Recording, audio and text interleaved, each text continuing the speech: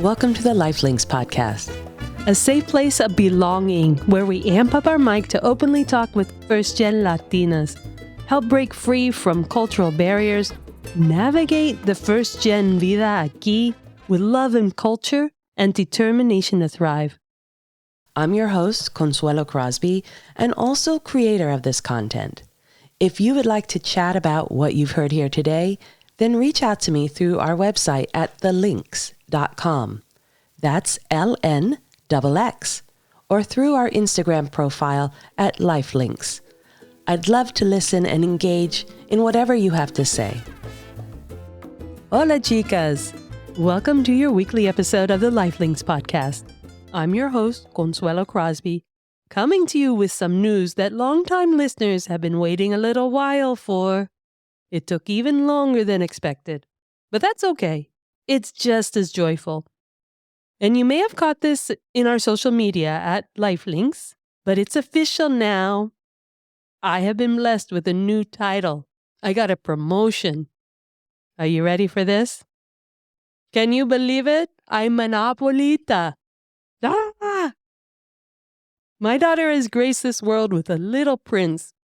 We have an ally in the making, amigas. And I want to thank all of you for sending your support and blessings along the way because it has meant so much to me to be immersed in our sisterhood during this adventure, this really unknown place for me, and especially that very long night of his arrival. Oh, my Lord. All my mama powers were tested.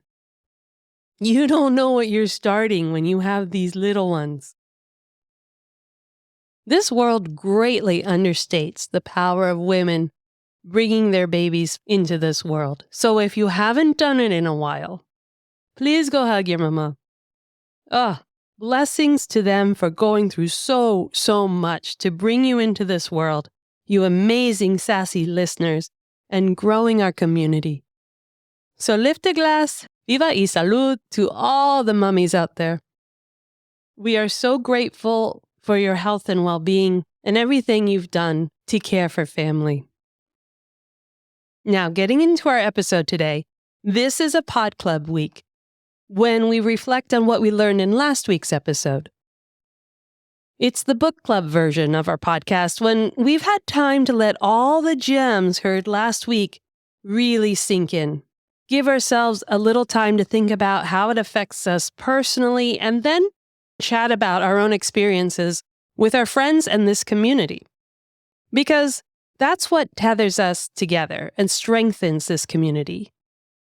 Even though I interview solo una amiga at a time, it may often sound like an echo of your own thoughts. And that helps feel like we are part of something greater, rather than doing this first-gen vida alone. In last week's episode 72, I interviewed this fabulous woman, Dr. Joanna Feliciano, a proud first-gen Puerto Rican, an outstanding career professional with academic accolades off the charts, who's breaking down doors for the Latina community. Joanna shares her own experiences and offers us insights on how to move beyond cultural barriers that may be holding us back. And even more so, to identify those cultural barriers because we may not even realize that it's culture. It's so much a part of who we are. They're so ingrained in us. We were brought up learning this as just a way of life, and we don't realize that it's these cultural standards that are holding us to making decisions that maybe we otherwise wouldn't make. It's what keeps us on that hamster wheel that Joanna spoke of. That wheel of life where you're running and you're trying to succeed and you're doing great in school, getting that career position and going for promotions and raises. And yet you may feel like you really aren't going anywhere. Can you see that? That hamster wheel? Run, run, run, run.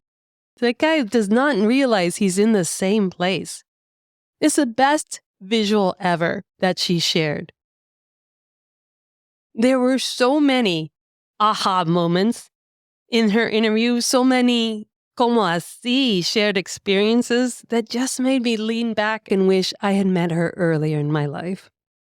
I mean, how many times do we have that experience? It's like, oh, if only I had met you earlier. Sometimes we dig into things for all the wrong reasons. Like our parents' cultural rules that affect our choices in how we dress, who we have as friends or partners, where we go, what we do. Yeah, there's a lot wound up just around those rules. But then there's also the pressure to succeed, but succeed on society's terms. And that in itself is kind of like assimilation. It's not succeed by being happy and enjoying what you do and being able to care for yourself financially. It's be successful by what society sees as success. We're told to go to college, get highly educated, and strive for big careers in industries that are literally foreign to us. And a lot of times we turn our compassion into our career by trying to help others because we know how difficult the experience is. But like Joanna said, education is everything. It is a powerhouse. But what you do with the education, that should be your passion and your joy. So the pressure of trying to achieve all that, the pressure of meeting our parents' expectations can get us really weighted down in a place that we weren't meant to be. And we get it. I mean, our parents just wanted security for us. They did all the heavy lifting in coming here, and they wanted to make sure that we were going to be okay. But it just was not the right execution. Like Joanna said, her own parents emphasized that education is the one thing that they cannot take away from you for being different. Now give that another minute to sink in. Cannot take away from you for being different. That is one of my aha moments in listening to her powerful journey. Now the one como así moment that really struck a chord with me was Joanna's highlight of that cultural narrative that gets us trapped in guilt, confusion, and can make us withdraw. Because in our life, when we think we might be cruising along and we're doing great and we're having fun, and we may even go off track in our attempt to do well for ourselves, instead of receiving compassion and understanding from our parents, we may have gotten that finger wagging, ¿qué va a decir la gente? What will people say? What will people say if you don't do well in school? What will people say if you dress the way you want, if you go to places like that, if you have a boyfriend? Eyebrows raised, right? Is this sounding familiar? I'd love to just gather all these stories of you because we could write a book on these experiences. Not only the experiences, but how it made us feel in that moment. I remember being so proud, thinking I looked so great in an outfit when I was in my teenage years, only to come running out and have my mom just shriek, tell me to take it off, go change, for a plethora of reasons. Because it was black, because it was too short, because good girls don't dress like that. I didn't think I was just good. I thought I was hot. And there's only so many times in your life that you can say that. And the real kicker we've come to understand as we get older is that they weren't trying to protect us from the sometimes harsh opinions of others. You know, like foreseeing where we might get made fun of. You know what this is, like shows up on your social media even today. No, it went a little further than that. It was a way to protect themselves, the family, from any scrutiny, from being seen as different to the people we were surrounded by. Okay, talk about pressure. So not only are you trying to make decisions for yourself, alone most of the time, trying to figure out what you're supposed to do and what kind of life you want to live, you have to answer to an entire family with expectations on those decisions. So I wanted to be a record album artist when I was young. I was so happy to make that decision. I had my whole plan of going to New York, being an artist, being with the bands. Oh my Lord. Que va a decir la gente? That was so unacceptable as a profession to the family that I got shut down so quickly. No, you're going to be a doctor, a lawyer, or an engineer. You see what I say about getting stuck? What did you really want to do? What did you really want to do that you aren't? I mean, it's hard enough just trying to figure out life as a first-gen Latina. Early on, we don't have any supporters or mentors to show us how things are done. Spending the time to learn it all on our own, it takes twice as long. And there's a lot of self-doubt built in there. And then there's dealing with being torn between cultures and really torn between two different worlds, right? And really know where to take that unless you find another first gen who's been through it all. And that's why I started this podcast. We needed a platform to feel supported and understood in what we were going through. And it just sounds so great hearing it from these amazing women that are on this show. Even for me on this side of the mic, it's a big sigh of relief that what I was feeling isn't unique. It's shared. And in that sharing, we have community. And in that community, we feel like we belong somewhere. But adding the que va a decir la gente, all of that burden can become unbearable. I mean, you don't know what to do in it. You start second-guessing yourself. And again, as Joanna shared, you may even start losing yourself, your own identity, from avoiding things that could come back to you from the family. Again, what will people say? Well, you start crossing off that. Oh, I guess I don't like being a record album artist. I'll be an engineer. And that's what Joanna was brilliantly helping us with last week on episode 72, reminding us to step off our routine every now and then, to check in with ourselves and evaluate if we're doing what we love or doing what would make the family and others happy.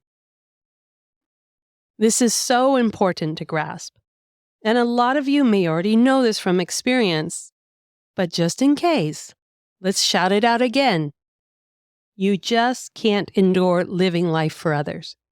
It's not sustainable, it disrupts our joy, and ultimately, that just leads to burnout, which again is just one more weight of feeling inadequacy, feeling like we fail. Because we're working so hard at something we may not even enjoy, trying to rise to the top, trying to meet other people's expectations, only to burn out. And that alone feels like failure. But thankfully, from last week, Joanna set us straight. She shared how she changed her reaction to failure. Because truly, failure is just a systemic term. It has nothing to do with how amazingly you are navigating two worlds at the same time. I mean, how many people have to do that? You're doing fantastic. These shifts, these maybe even hard stops that can be difficult to take, well, that's just the universe telling you it's time to move on. It's time to keep growing into yourself. Or it's time to realize you're not even on the path that is yours. You're on that hamster wheel of expectation.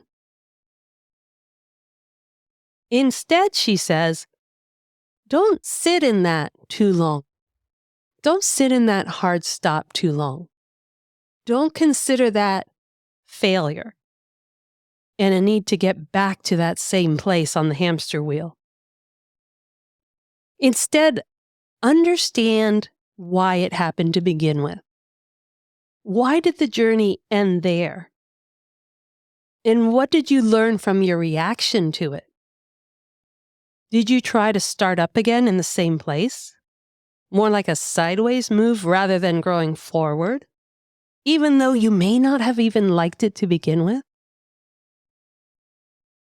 And we get it. That's where we hear you. Yes, of course you did, because we are so ingrained in meeting that expectation. It has become second nature to avoid making different decisions because we don't want to answer to what will people say.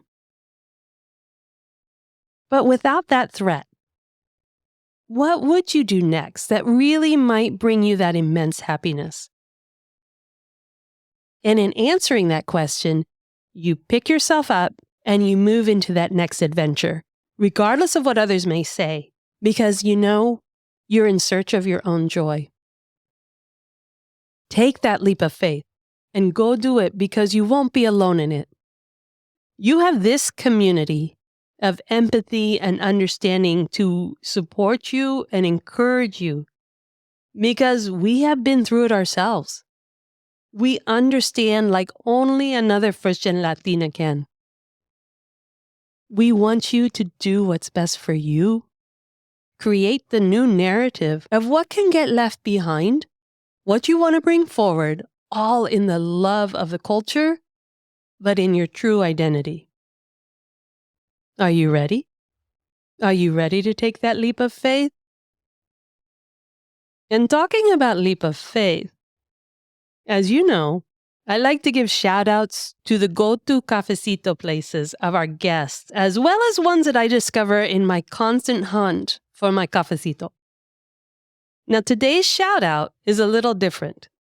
It's going to be extra special because I'm hoping to have Gardenia Rosales, owner of Cipota Coffee, here as a guest very soon to share how she dumped her day job, stepped off of her own hamster wheel to dive into the passion of cafecito. So rather than wait for her own episode, I want to share her amazing brand today so you can learn more about it before her episode comes up. Cipota is an online Puerto Rican coffee company, so you can buy her coffee there. And this is coffee that has different sources, it's different roasts, and she's testing it all. It's called coffee cupping. I didn't even know. She's like the sommelier of coffee. You may want to start asking the places you visit if they serve Cipota Cafe because that will help Gardi, as she likes to go by, take up space in the industry. Yes, let's help our fellow amigas take up space, no? So look for her information and the links to Cipota Cafe in the show notes at the bottom of the podcast description on whatever platform you're listening to here today. And they will also be on our website at thelinks.com. That's LNXX in today's transcript of the episode, and that's located under the transcript tab on the website. Let's keep growing community by sharing this podcast with your friends and family. The larger this community is, the louder our voice speaks in our true narrative, in our own words, in our own time. We're determined to take up space and be heard. So what better way to start than sharing stories that create belonging, immersed in a love of culture and identity? Step into your truth, ladies. Ciao. Really appreciate the time you take to rate and review the podcast. Get the backstory and what you've heard here today and reach out to us at thelinks.com. That's LNXX. Because it's about time, it's about us. Stay in the groove on our social media at Lifelinks and get ready to make your move, ladies. Viva!